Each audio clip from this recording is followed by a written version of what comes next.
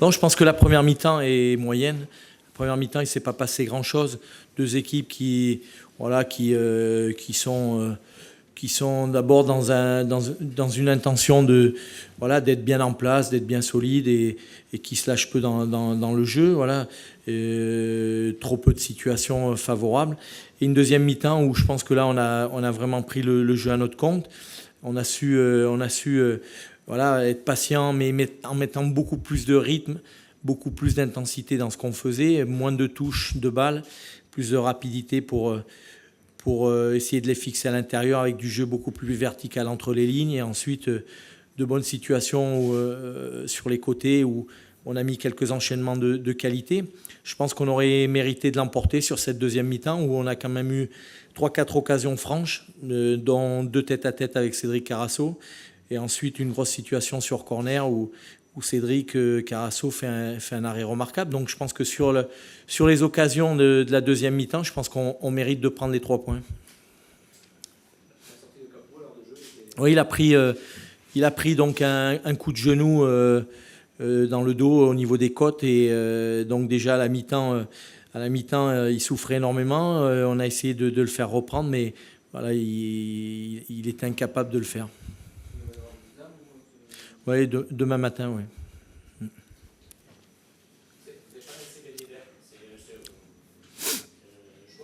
Oui.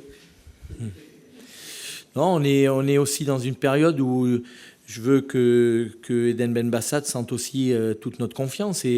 Donc, je pensais qu'il était capable, par ses appels, par ses courses, de se créer des situations. Ça a été le cas. J'aurais voulu qu'il soit un petit peu plus juste à la finition. J'aurais voulu qu'il soit un petit peu plus vigilant pour être moins pris en situation de hors-jeu, même si on m'a dit que pas mal de situations ont été sifflées un petit peu à tort. Mais j'avais envie qu'il termine le match.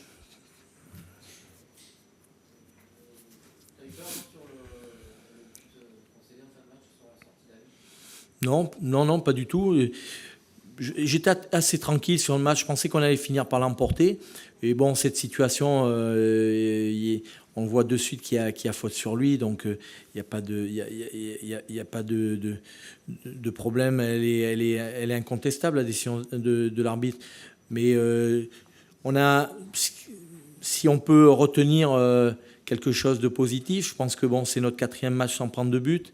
Je pense que ce soir, on a montré une grosse solidité défensive, la très bonne rentrée de Jonathan Zebina qui sait équilibrer notre charnière. Voilà, je sens Emen Abdenour beaucoup plus posé, beaucoup plus maître de son jeu quand il joue avec Jonathan. Et puis ensuite, on a 2 latéraux qui reviennent bien au niveau. Je pense que Sheik a fait un gros match sur le plan défensif. Et puis Ninkov est en train de retrouver son niveau en faisant des matchs depuis 3-4 journées remarquables.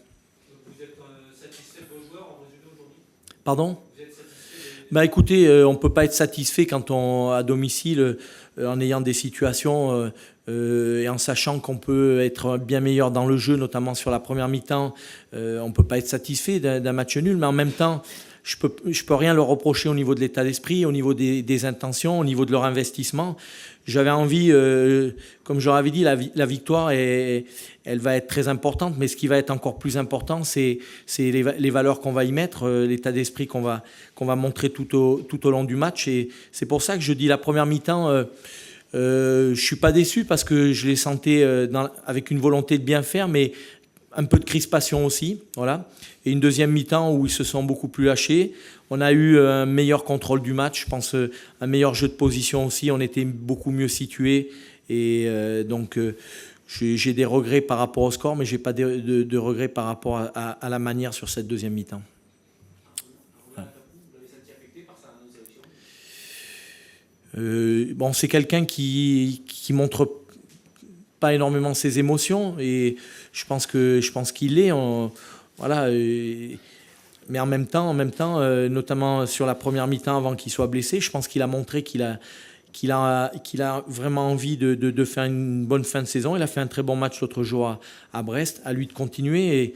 Et si on ne l'a pas pris, c'est parce qu'il manque certaines choses. Voilà, donc on ne peut pas dire que le choix n'est pas, je cherche le mot, mais est contestable. Je pense que si Didier Deschamps a choisi de ne pas le prendre, c'est parce qu'il a ses raisons, et sûrement que Étienne n'a pas su être assez performant quand il aurait dû l'être. Mais il démontre une grande envie de reprendre un niveau proche de celui qui a été le sien à ses meilleurs moments. Donc à lui de tout mettre en œuvre, aussi bien au niveau de l'entraînement qu'au niveau de ses matchs. Voilà. C'est bon ? Merci. Bonsoir.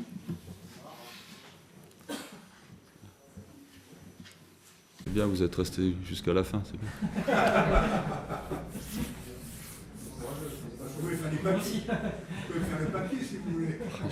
J'ai failli partir aussi. Vous êtes ennuyé sur le banc comme nous? Ah ouais. Ah, franchement. Bon, je vais mettre ça sur le compte de la fatigue. Pour nous, parce que bon, on est quand même au 10e match sur le dernier mois. Voilà, je n'ai pas d'autre explication à vous donner, mais franchement, on s'est emmerdé. Et puis, pas deux passes de suite. Donc, quand on est fatigué, il faut jouer plus simple. Et nous, quand on est fatigué, on joue encore plus compliqué. Donc, voilà. On s'en tire bien avec un point, parce que c'est quand même Toulouse qui a les plus grosses occasions, je crois. Donc, je crois, je ne suis même pas sûr.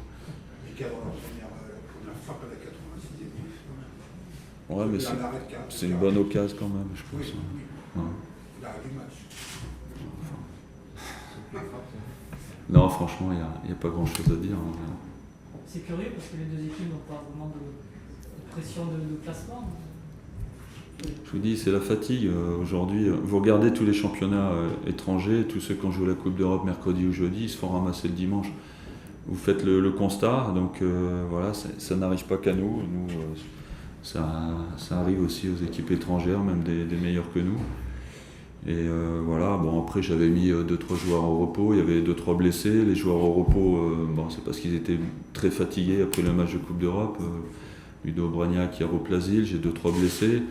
Et puis je vois que j'ai quand même des joueurs qui jouent beaucoup et qui n'arrivent pas à récupérer. Donc cette trêve va nous faire du bien. J'espère en tout cas qu'on va montrer autre chose sur les 9 derniers matchs, parce qu'on n'est pas si loin que ça de la tête, enfin de la 5e ou 6e place. Donc pourquoi pas nous, mais il faudra montrer autre chose au niveau du contenu. Vous attendiez aussi à une autre opposition de la part de Toulouse? Je pensais qu'en deuxième mi-temps, ils auraient poussé encore un peu plus. Mais bon, voilà, j'ai déjà eu du mal à regarder mon équipe, donc je regarde pas l'adversaire. Cette trêve arrive quand même à point nommé pour votre équipe? Ouais, mais bon, il y a encore des joueurs qui vont partir en sélection. C'est pour ça d'ailleurs j'ai pas pris Plasil et Aubragnac, parce qu'ils ont encore 2 matchs en sélection, plus tous les matchs qu'ils ont fait. Ils ont fait 8 matchs sur 10 là. Voilà, on est dans le dur au niveau de la fraîcheur. Donc je vais répéter, je mets ça sur le compte de la fatigue. Mariano? Il s'est fait mal à l'épaule pour une quinzaine de jours. Vous avez revu le duel aérien sur Diabaté à Havana? Non, je sais pas. Je sais pas si je vais revoir le match. Hein. D'habitude, je revois tous les matchs, mais là, c'est déjà... c'est dur. Franchement, c'est... Pourquoi il n'y a pas faute? Il y a certains arbitres qui sans doute ne sifflent pas. En Angleterre, ouais. Ah oui, en Angleterre, c'est sûr que c'est pas sifflé. Ouais. Mais bon, on va pas quand même faire le hold-up là-dessus. C'est bon? Allez, bonne soirée.